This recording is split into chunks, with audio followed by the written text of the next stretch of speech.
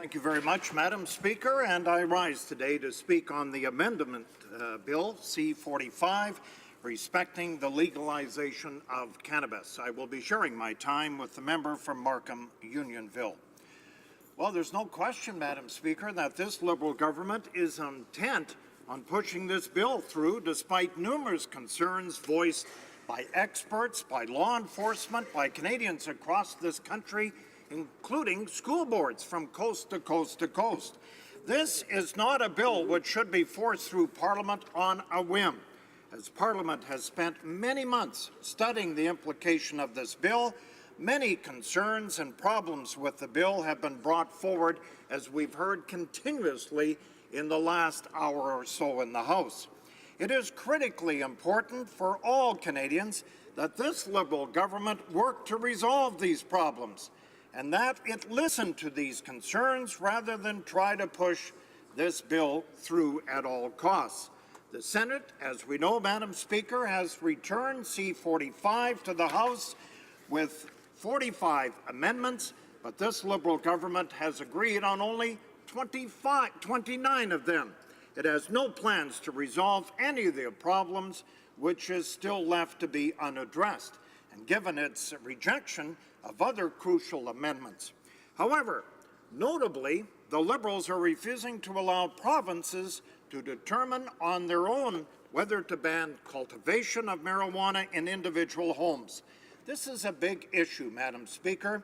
Provinces such as Manitoba and Quebec have already signaled their deep concern with the negative social impacts which occur as a result of allowing households to grow up to 4 marijuana plants.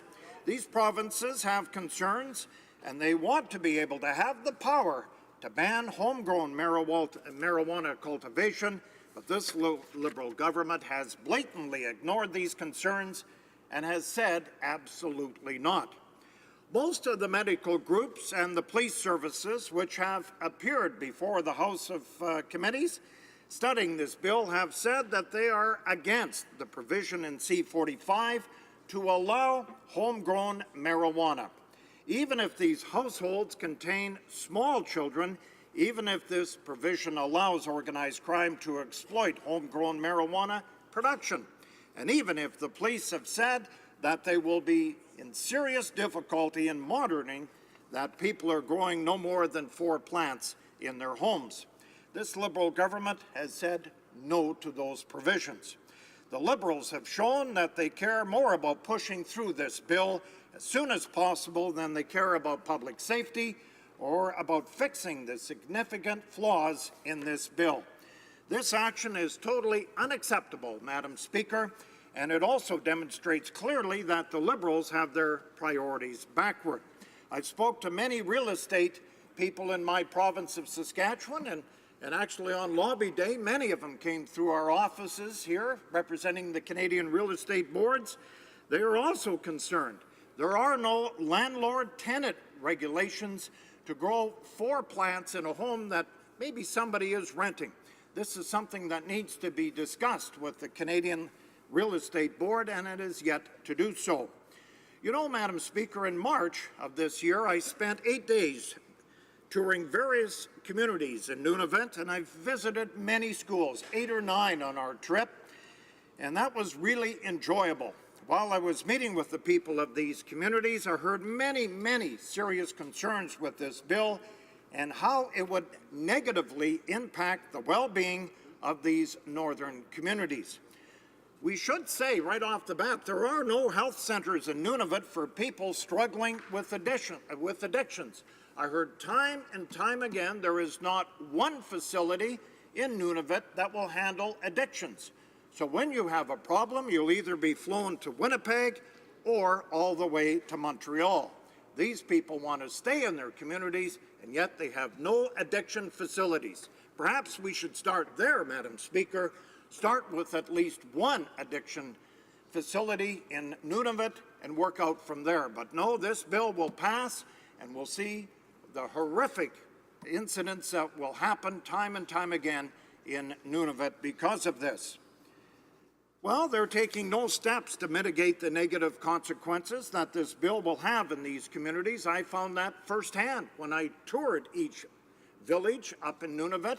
Many of the elders are really concerned with this cannabis bill, and they have not been consulted. Yet this government claims they consult Indigenous peoples, and yet the Inuit communities up there that I saw, 7 or 8 of them, have not been consulted as of March on this bill. Yet they want to make sure at all costs that provincial and territorial governments will not be able to ban the homegrown marijuana plants within their own jurisdictions. This is not at all helpful, Madam Speaker, and it does nothing to address the many concerns which I heard during my visit to these communities in late February and March. These people are being ignored by this Liberal government because the Liberals' priority is to push this bill through at any cost. The role of Parliament, of course, is to ensure that bills are passed which are for the betterment of all Canadians and do not cause harm to people across the country. And actually, the way in which Bill C-45 is being handled by this current government suggests in no way, shape, or form that the best interests of Canadians are being attended to. We have talked to many, many people in this country about this bill, Madam Speaker. Number one is the education aspect of this bill. You would think this government, they've started in December, started advertising about the cannabis, but where would you start? Well, Madam Speaker, I would think you should contact the Canadian school boards for a start. Don't you think you should be in every classroom in this country talking about cannabis? The good and the bad about cannabis in this country? They haven't done anything at the school board level in this country. I know because I have a daughter in the city of Saskatoon that is a teacher. She is teaching grades 7 and 8. They haven't even discussed this bill, and it's coming forth right away. I also have a son in Alberta teaching in Lethbridge, and he's teaching in junior college. They haven't even talked about this. These are kids that are in grade 9, 10, and 11. Yet these schools have not talked about this bill and how it will be worked out in the provinces of Alberta and Saskatchewan. And we were told when the minister brought this bill forward that there would be a vast education program with it.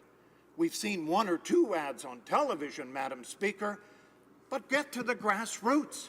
Get to the kids that are in grade 6, 7, 8, and beyond. Why wouldn't you talk about this bill in schools? Why wouldn't you give them some literature in each school in this country to talk about the harmful effects of cannabis? They've done none of it, Madam Speaker. I was a school board trustee for 9.5 years. I asked this question time and time again to this government about the education of this bill. Oh yeah, we've got hundreds of thousands of dollars that we're going to spend on education. They have done next to nothing, Madam Speaker. Schools are petrified that come September, they are the ones that are going to have to deal with this. When they get a 7-year-old coming to their school with cannabis in their pocket, and yet none of this has been done. What do you mean, come on? In our schools in Saskatoon, that has happened already. That's how much they know about this, Madam Speaker. They have no idea what goes on in our communities, how we're trying to give our students in elementary and secondary better lives. Instead, they're just pushing this Bill C-45 ahead without any consultation on the people that I think it affects most of all, and that is our young people. Shame on this government, Madam Speaker. They have not done the consultation they said they were going to do. They have not reached out to the Canadian School Boards Association. And I know because I've talked to the Saskatchewan school boards, they have done nothing. A shame of them to push this bill today, C-45, without talking to the people that affects the most. And that is our kids, our future, Madam Speaker. I cannot support this bill without any consultation that this government said months ago it was starting. They have done nothing, and they should be ashamed of themselves, Madam Speaker, and there's no way on this side we are going to support C-45.